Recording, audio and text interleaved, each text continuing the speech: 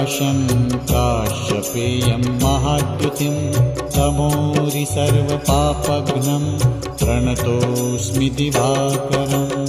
ॐ ह्रां ह्रीं ह्रौं सः सूर्याय नमः।